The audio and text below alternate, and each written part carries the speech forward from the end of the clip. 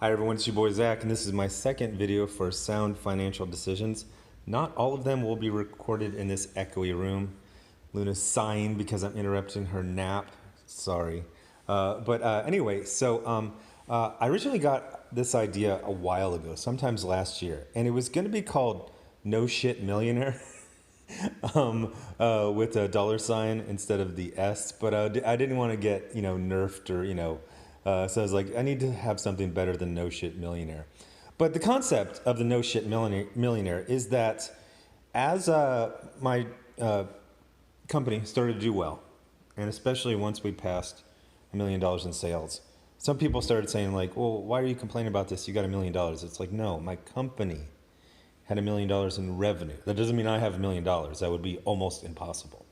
It was a goal. It was definitely a goal.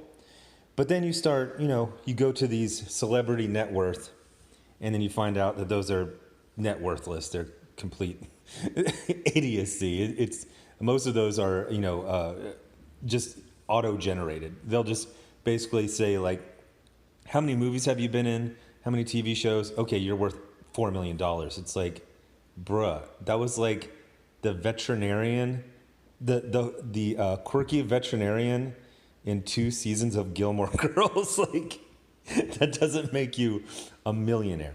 So I started thinking about like, what is a millionaire really? It's like, do you have $1 million in the bank? Well, that's a bad idea. You're going to get taxed to hell at the end of the year. Do you have $1 million in stock?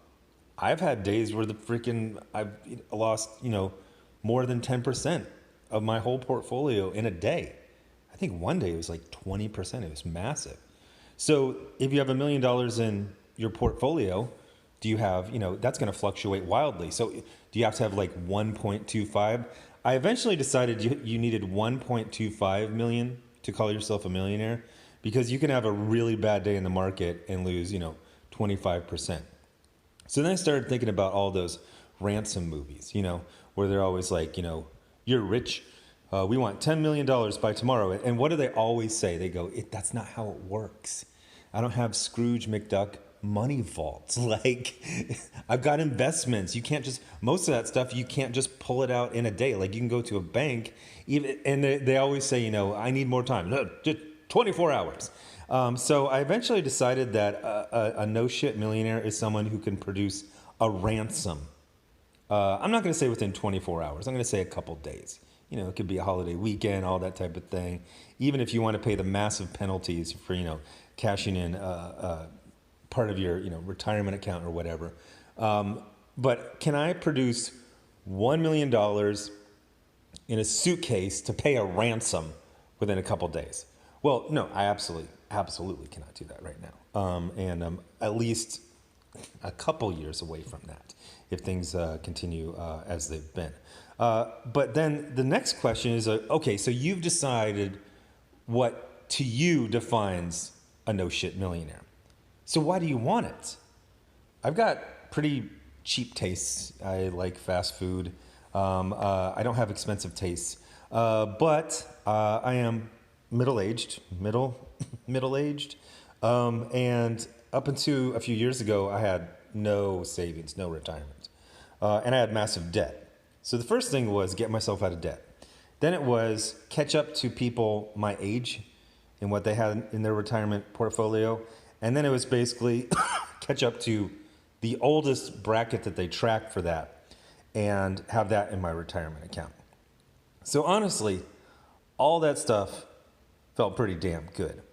But then you realize that it doesn't take anywhere close to $1 million to have more money than both the median and the mean savings for like the oldest bracket before retirement, like 65-year-olds. So then you just go like, holy shit. When I had no money and no savings, I always thought I was like an idiot who was the exception. And then that was fairly close to the norm. So one of the reasons I want to be a no shit millionaire is so that I can have, not be eating cat food, tuna fish. People always point out that cat food is actually more expensive than tuna fish, but that's the phrase. I don't want to be eating cat food, because I've been in 2 wars and a lot of stress, so I would not say I have the longest life expectancy. But what if I do? What if I live to 100? It'll be like 40 years of eating freaking tuna fish. I don't want that. And the other thing is, it's kind of grim, but let's just admit that middle age means you're halfway done with your life charitably. So you want to have a legacy. You want to leave something to someone. And then that also gets into the difference between being rich and having wealth. Shaq has a great line about that. And then it just becomes, well, shit, what if I live to be 100? I got like 50 more years. I want to travel. I want to do some interesting things. I would definitely say probably travel is something. It's not even about travel. It's about having it as being an option. One of the things they always say is like, you should have enough cash to pay 6 months of your bills. I'm like, that can mean anything. What does that mean? That's completely subjective. I mean, worst case scenario, you can move in with your parents and then 6 months of bills would be like $3,000. Or if your spouse, has some horrible accident and cancer, that could be 600,000. So I say you need to have enough cash on hand that you can, with zero notice, go to the airport, buy a first class round trip ticket to Paris and stay in a nice hotel and eat at nice restaurants for a week. Just a rough estimate, that to me would be something around $10,000. So that to me, I don't ever like to have less than 10,000. That's a whole nother thing that especially if you start a business, it becomes a problem of what to do with your money, especially at the end of the year. You're like, oh my gosh, I got to spend this on something legitimate for a business expense. So basically, if you have a goal of being a millionaire, that's cool. But I like that the concept of the channel is no longer about you have to be a millionaire.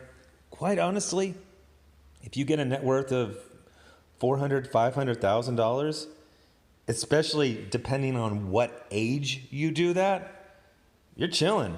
You're chilling. I remember this one artist who used to work at Marvel. At one point, it was kind of, a friend was discussing, working with him, and he basically is like, I'm living my life I want to live. Like, he basically wanted to like chill at his house, smoke weed, and occasionally do a commission drawing. And if that's your goal, well, shit, let's get you there. You know what I mean? If you have a goal, what I'm trying to say is being a quote millionaire is fairly arbitrary, and you probably don't even necessarily need it or want it. A couple 100,000. I know if you're broke, you're like, geez, you might as well. Trust me.